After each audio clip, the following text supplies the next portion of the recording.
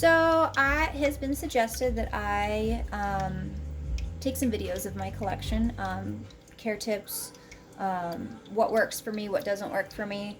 Have not decided for sure if this is something that I'm going to continue. This is just going to be a one-time thing.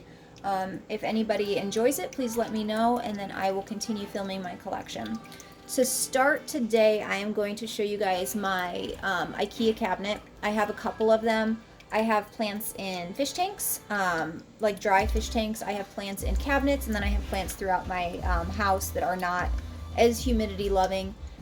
Those ones are just sitting around my house on shelves, in all honesty, on every flat surface I have in my house. So today we're going to focus on my tall Ikea cabinet. I'm going to turn you guys around in a second. Today's watering day. I water with water from my outside koi tank, or I'm sorry, my koi pond. It's basically rainwater without the barrel. I tried rainwater last summer and I was having issues with mosquitoes, so I am now lugging jugs of water from my pond when I need to water. I use honestly, I use cat litter containers that my neighbor saves for me. So I will show you guys that in a minute. And right now I'm using Liquid Dirt along with CalMag Plus. I tried some other stuff. I didn't really like them. I was having some nutritional deficiencies with some of my plants. Switched back to Liquid Dirt, and I've been pretty happy with it. So I'm going to flip you guys around, show you my cabinet, and show you the jugs that I use, which work out really well for me. So these are the jugs that I'm using. Mix everything right in there. Really convenient, kind of eco-friendly. Makes me feel like I'm reusing, stuff that would just end up in the landfill. So this is my one cabinet that I'm going to show you guys today. We've got all aeroids in this one, both anthuriums and philodendrons. I maintain my humidity, and it's down right now. I'm at 60% right now, but I maintain my humidity. I try to keep it around 70, 80, 90%. I started out using humidifiers. I liked them. They did maintain the humidity, but I did not like the water that was kind of gathering at the bottom of my cabinet and then along the shelves. I don't like them when they're constantly damp. So I switched to water fountains. I really like the water fountains. They were maintaining my humidity about 80%, thereabouts. The only problem is they're a little bit loud, and I was refilling them daily, which I don't mind too much, but the sound was starting to get to my husband. So we decided to switch to beta tanks. I am in the process of getting that all set up. This tank right here is a 3-gallon tank. I have a very small beta filter in there. He's got a heater. Bruce lives in this tank. He's feeling shy right now because he actually just got a tank upgrade yesterday. There's some issues right now in the plant community, some controversy over using betas. I think it's more for keeping betas just to root plants. Plants are not being rooted in Bruce's tank. He does have some live plants in there for his own piece, and the tannins right now are a little bit high in there because I did just give him that big piece of driftwood.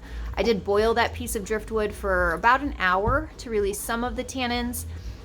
Betas actually do not mind tannin water. It kind of mimics their natural habitat. It messes with the pH of the water. I did test the pH today, and it's still a little on the high end, so we're okay. They like it about 6.8 to 7.5 of a pH level. So I'm at about a 7.5. The tannins actually will raise the acidity, making it a lower pH. So this does not seem to be doing that to his tank, but I will daily check that pH level for all you beta people out there. I am monitoring his tank. He gets his ammonia and his nitrite levels and the pH levels checked daily. I'll gradually start reducing the tannin in there with water changes.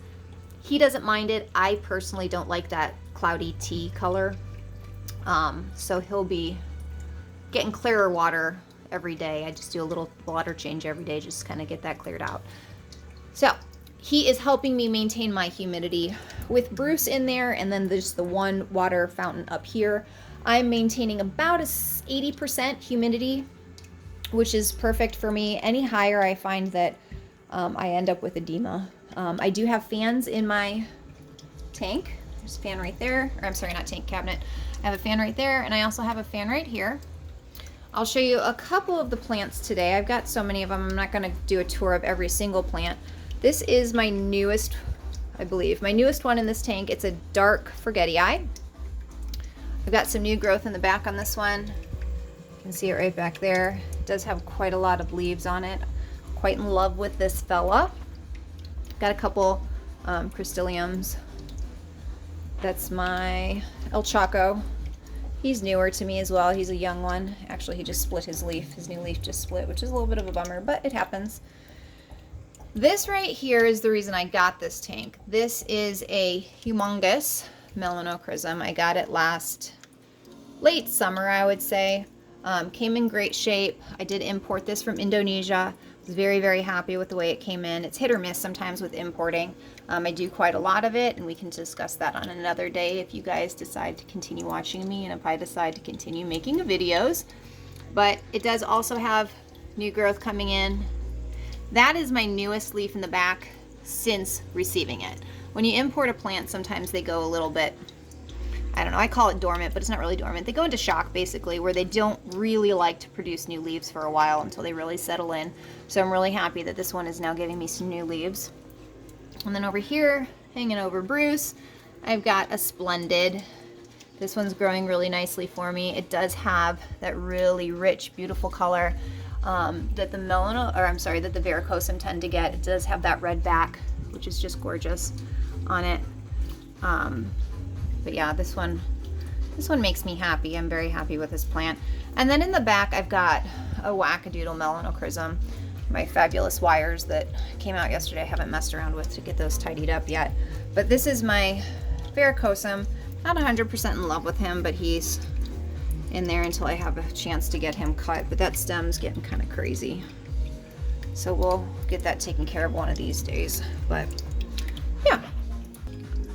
So that is a really brief tour of my cabinet. Obviously there's a lot more in there than what I just showed you guys, but it would take me a very long time to show you every plant that I have.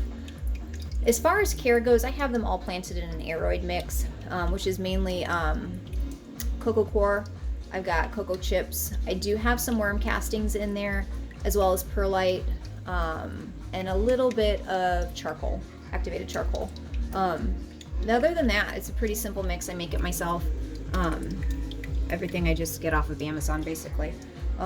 Yeah, if you guys have any questions, care tips, I may or may not continue doing these videos, but if I do and you do have any questions, please ask. I'm happy to answer any questions that you may have. If you need any help or advice on any care tips, if you have any problems with your plants or you're looking to get into them, I am more than happy to give advice where I can. I am by no means an expert, but I've managed to keep mine alive and they're growing and doing wonderful. So yeah, so it was wonderful talking to you and have a wonderful day. Bye-bye.